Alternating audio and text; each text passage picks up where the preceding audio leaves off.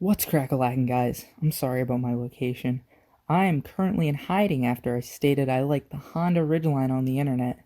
As it turns out, Honda is not most people's go-to brand for all things with four wheels and a truck bed.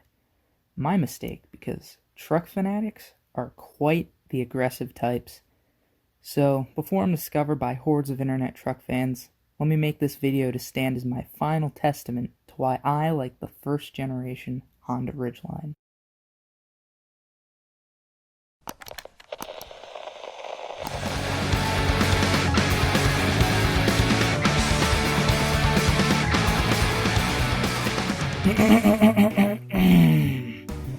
The first generation Honda Ridgeline was sort of introduced in 2004 at the North American International Auto Show, where Honda unveiled their SUT concept, the SUT standing for Sport Utility Truck. As you can probably tell, the SUT looks pretty similar to the real thing once the weird concept-y parts were removed. With this concept, Honda is looking to redefine what a truck can be, according to a later press release. Unfortunately, it didn't work quite according to plan, because as to this day, everyone disagrees with me when I classify Dawn dish soap as a truck. Honda's goal was to combine truck-like durability and capability with a chassis that is comfortable and relatively maneuverable. To accomplish this, Honda built the Ridgeline in a unibody construction, as opposed to a traditional body-on-frame chassis seen on traditional pickups. For those who don't know, a unibody construction is when the frame and the body of a car are manufactured as one singular structure, offering improved safety, handling, and fuel economy at the expense of overall strength and off-road capabilities. And this is when you're supposed to ask, isn't the point of a truck to be strong and good off-road? And to that I say you're completely correct. But in building the Ridgeline, Honda was not trying to make the new Dodge Ram. Every other American manufacturer and their mother already made a balls-to-the-wall, full-size, testosterone-infused, gas-guzzling, pulls big things pickup truck. With the Ridgeline, Honda was trying to make a truck that would be useful to the majority of truck owners out there.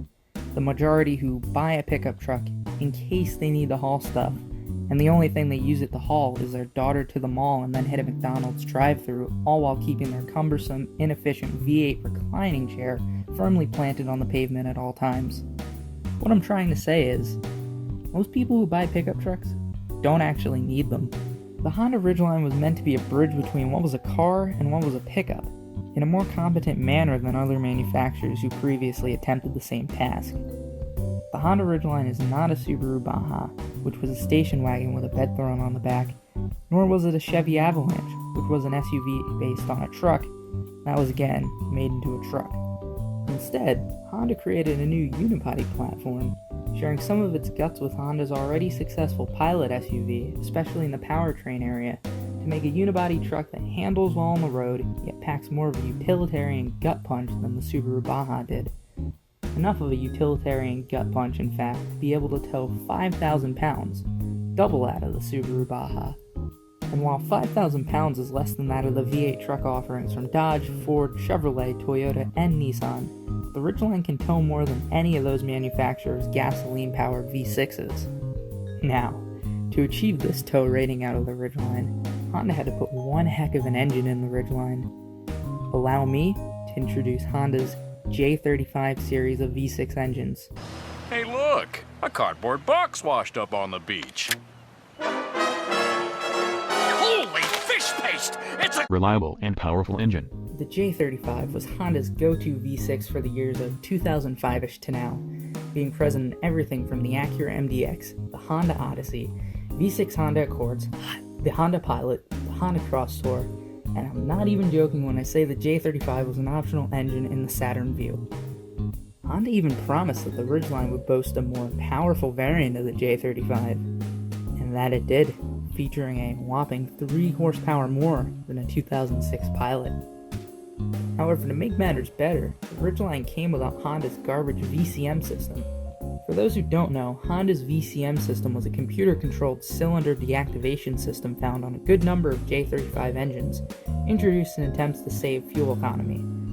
While saving a small amount of gas, the VCM systems in these engines were known to cause increased oil consumption, premature motor mount failures, vibrating sounds due to imbalances when running on any less than 6 cylinders, and an overall less responsive driving experience.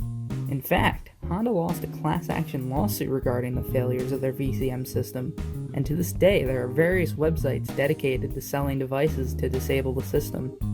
Not having VCM allows the Ridgeline to not only be more reliable, but it allows its J35 to be buttery smooth. VCM rants aside, the Ridgeline's performance was put to the ultimate test when Honda entered the Baja 1000 from 2005 to 2010 with the Ridgeline in the stock minis class. There, the Honda racked wins in 2008 and 2010, in a surprisingly relatively stock form powertrain-wise. These Baja Ridgelines featured higher suspensions for handling repeated bumps and jumps, and slight tuning to the stock automatic transmission so it would only upshift once the truck hits redline. The engine also remained mostly unchanged, with the only notable differences being the intake and exhaust. This, aside from the roll cage, extra lights, and removed interior bits to save weight. The Ridgeline remained pretty similar to the one you'd find on a 2006 dealer lot, proving that the Ridgeline can still be tough like a real truck. With all this going for it, the Honda Ridgeline ought to have sold like hotcakes as Motor Trend named the Ridgeline its Truck of the Year for 2006 and claimed, "The Honda's in a class of precisely one." Unfortunately, these kind words didn't immediately catapult the Ridgeline into stardom and exterminate the F-150 and Silverado immediately on launch. In fact, due to slow sales, the truck was axed in 2015 before having its second generation revive the nameplate in 2016. So, after I've spent this whole video so far shilling for the first generation Honda Ridgeline, it would only be fair if I acknowledged some of the truck's flaws, especially as far as pickup trucks go. Most notably would have to be the Ridgeline's relatively short bed. Now, most full-size pickup trucks have beds that are 8 feet long, with some being around 7 feet in length.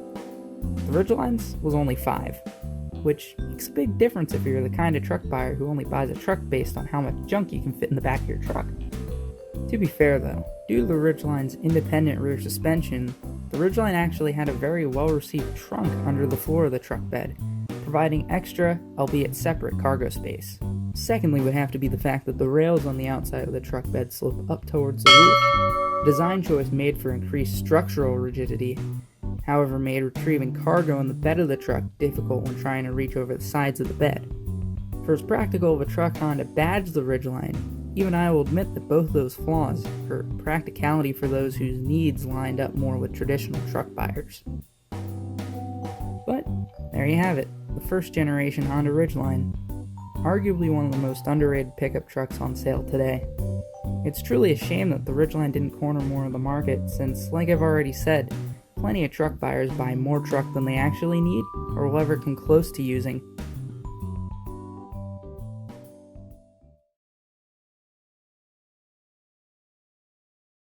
So I think I'm finally safe from the online truck fans, so I better cut this video off now before I get real carried away and start spouting off why I think the Honda Ridgeline's better than the Jeep Gladiator.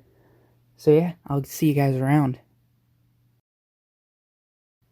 One more interesting thing about the Honda Ridgeline before I go, just noticed this towards the end of my script writing, and I was reading an article on Jalopnik about how detailed the Honda Ridgeline Wikipedia article was at one point. Thought it was really interesting, so I'll leave a link to both that as well as one of the Wikipedia page edits from a couple of years ago showing how detailed it was if you guys wanted to check it out. So yeah, I just thought that was pretty neat. See you guys in the next video.